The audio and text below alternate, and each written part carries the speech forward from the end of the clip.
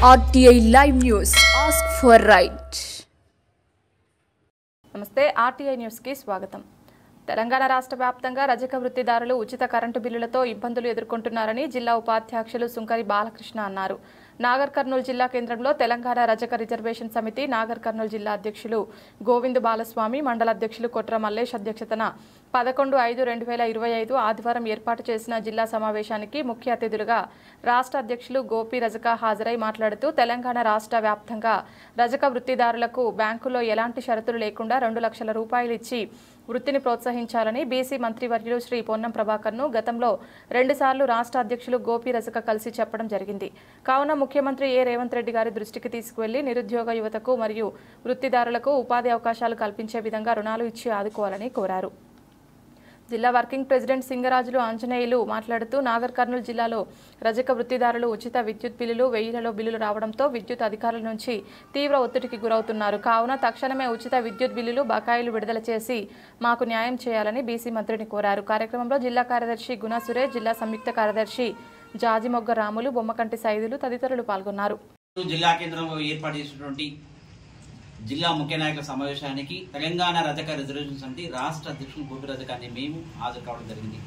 ఈ సందర్భంగా మరి మండల అధ్యక్షులు కుట్ర మల్లేష్ అన్న అధ్యక్షతన ఏర్పాటు చేసిన సమావేశానికి జిల్లా అధ్యక్షులు మరి జిల్లా నాయకులు హాజరు కావడం జరిగింది.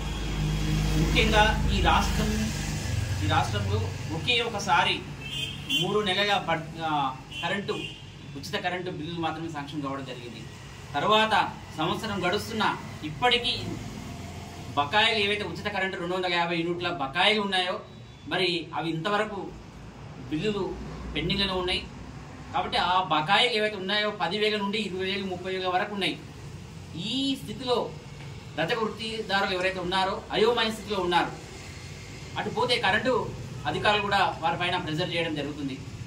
కాబట్టి తక్షణమే బీసీ మంత్రి గారిని పొన్నం ప్రభాకర్ గారిని 2 సార్లు మేము ప్రత్యక్షంగా వెళ్ళి మేము అడగడం జరిగింది. మరి ఉచిత బకాయిల గురించి, ఆ కరెంటు గురించి బకాయిలు ఏవైతే ఉన్నాయో వారి తక్షణమే శాంక్షన్ చేయమని చెప్పడం జరిగింది. మరి ఎవరైతే అధికారులు మిమ్మల్ని ఒత్తిడి చేస్తున్నారో మరి ఆ లిస్ట్ ఇవ్వమని చెప్పడం జరిగింది. కానీ మరి ఎందుకు మీరు ఇంతవరకు బిల్లు శాంక్షన్ మరి మంజూరు చేయట్లేదో రాష్ట్ర ప్రభుత్వం కానీ బీసీ సంక్షేమ మంత్రి కానీ తక్షణమే వారు దీనిపైన స్పందించి వృత్తిదారులు ఎవరైతే ఉన్నారో వారికి న్యాయం చేయాలని చెప్పి సందర్భం తెలియజేసుకుంటున్నాం. అంతేకాకుండా మరి ఎలాంటి షరతు లేనటువంటి బ్యాంకు రుణాలు తక్షణమే ఒక్కొక్క వృత్తిదారునికి 2 లక్షల చొప్పున మరి రాష్ట్ర వ్యాప్తంగా మంజూరు చేసి మమ్మల్ని ఆదుకోవాలని, నిరుద్యోగ యువతను ఆదుకోవాలని చెప్పి వృత్తిదారులను ఆదుకోవాలి. మరి చదువుకున్న విద్యార్థులు ఎవరైతే ఉన్నారో, నిరుద్యోగ యువత ఎవరైతే ఉన్నారో వారు కూడా ఆదుకోవాలని చెప్పి సందర్భం తెలియజేసుకుంటున్నాం. ఇంతేకాకుండా మరి ఏదైతే కేసీఆర్ గారు గత ప్రభుత్వంలో 141 మున్సిపాలిటీల్లో 2 కోట్ల చొప్పున మున్సిపాలిటీల్లో మరి అధునాతనమైనటువంటి దోబీ ఘాట్లు కట్టిస్తామని చెప్పడం జరిగింది. మరి ఆ బడ్జెట్ కూడా విడుదల చేయడం జరిగింది. ఇంతవరకు మరి ఎందుకు నిర్మాణం కాలేదు?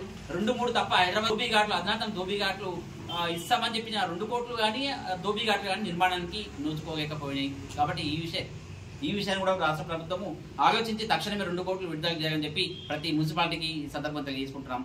అంతేకాకుండా మరి ఏదైతే రజకుల ఎస్సీ జాబితా చేరుస్తామని చెప్పి రేవంత్ రెడ్డి గారు 2016 డిసెంబర్ 26 తారీఖు రోజున తను ఎమ్మెల్యే ఉన్నప్పుడు ఏదైతే ఈ అసెంబ్లీలో మాట్లాడడం జరిగిందో మరి ఈ రోజు వారే ముఖ్యమంత్రి ఉన్నారు. ఎందుకు ఇంతవరకు మరి అసెంబ్లీ తీర్మానం చేసి కేంద్రానికి పంపించలేదు? మరొకసారి వారు చెప్పాల్సినటువంటి అవసరం ఇంకా ఉంది. మాకు ప్రగాఢ విశ్వాసం ఉంది ఈ ప్రభుత్వం పైన.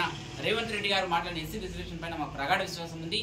సంక్షేమ పథకాల గురించి ఆనాడు మాట్లాడిన వారు, సంక్షేమ పథకాల పైన వారు క్షుణ్ణంగా అవగాహన ఉన్నవారు కాబట్టి వాటికి బిల్లులు శాంక్షన్ చేస్తారని, మా సంక్షేమం గురించి ఆలోచిస్తారని చెప్పి ఈ సందర్భం తెలియజేసుకుంటూ మరి కేవలం గత ప్రభుత్వం కానీ పాలకవారు 78 సంవత్సరాల నుండి, భారతదేశ స్వతంత్రం నుండి 70 సంవత్సరాల నుంచి నేటి వరకు రజకులని ఓటు బ్యాంక్ అని ఉపయోగించుకుంటున్నాయి తప్ప వారి సంక్షేమం గురించి ఆలోచించినటువంటి నాతుడు లేడు. మరి ఈ దేశంలో 18 రాష్ట్రాల్లో రజకులు ఎస్సీలుగా ఉన్నారు. ఆర్థికంగా, రాజకీయంగా, సామాజికంగా వాళ్ళందరూ ఎదిగినారు. మరి ఏదైతే 11 రాష్ట్రాలు ఓబీసీగా ఉన్నామో వీటిలో పురోగతి ఉంది కానీ పురోగతి లేదు.